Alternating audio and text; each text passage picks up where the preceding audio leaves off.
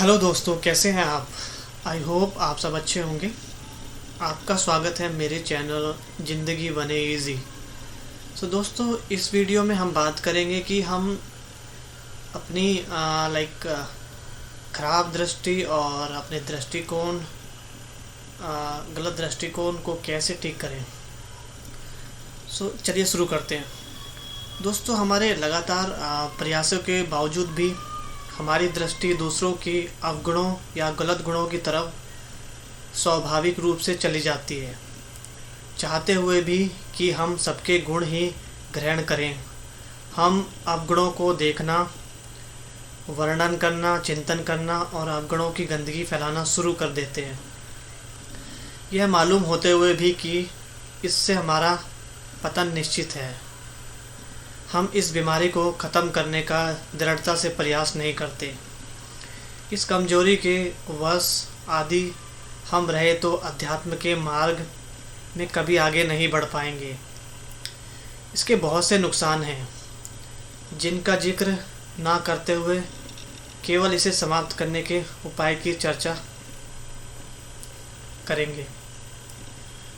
दोस्तों, हमारे अंदर बहुत गुण हैं और अवगुण कुछ हैं। जब कभी हमें किसी के अंदर अवगुण दिखाई दे तो हम स्वयं से बात करें कि हर एक मनुष्य में विशेषताएं अधिक हैं, अवगुणों की संख्या कम है। जैसे कि बड़े सफ़ेद कागज़ पर केवल एक या दो काले निशान। यदि हम उन सारे गुणों व विशेषताओं को नज़रअंदाज करके केवल एक दो कमियों को देखकर किसी के प्रति अपने मन में कोई इमेज या छवि बना रहे हैं, तो इसका अर्थ यही है कि हमारे लिए उस सफ़ेद कागज़ अर्थात उन सभी विशेषताओं का कोई महत्व नहीं है। ऐसा करना केवल हमारी अज्ञानता को दर्शाता है।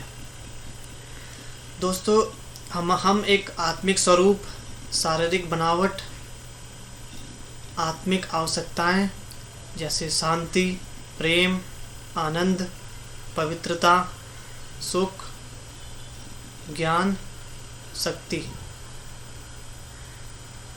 भौतिक आवश्यकताएं जैसे जल, वायु, अग्नि, आकाश, पृथ्वी एक है। हम सब एक समान हैं। यहाँ तक कि हम सब पर एक ही कर्म सिद्धांत लागू होता है। अगर कुछ भिन्न है तो वह है हमारा पाठ।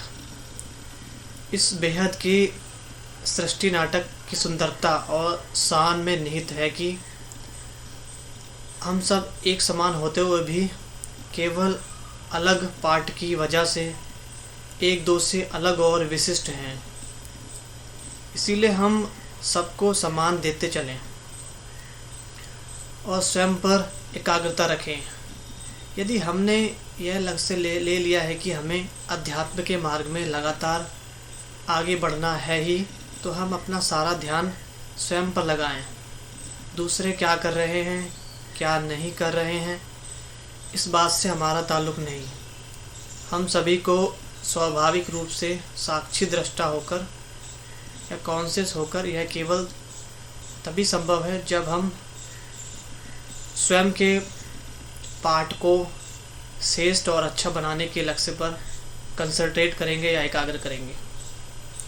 फिल्म में जो हीरो एक्टर होता है वह स्वयं की एक्टिंग को उत्तम बनाने में इतना व्यस्त होता है कि दूसरे कितना अभ्यास कर रहे हैं यह देखने के लिए उसके पास ना तो समय होता है, ना ही इंटरेस्ट या रुचि होती है।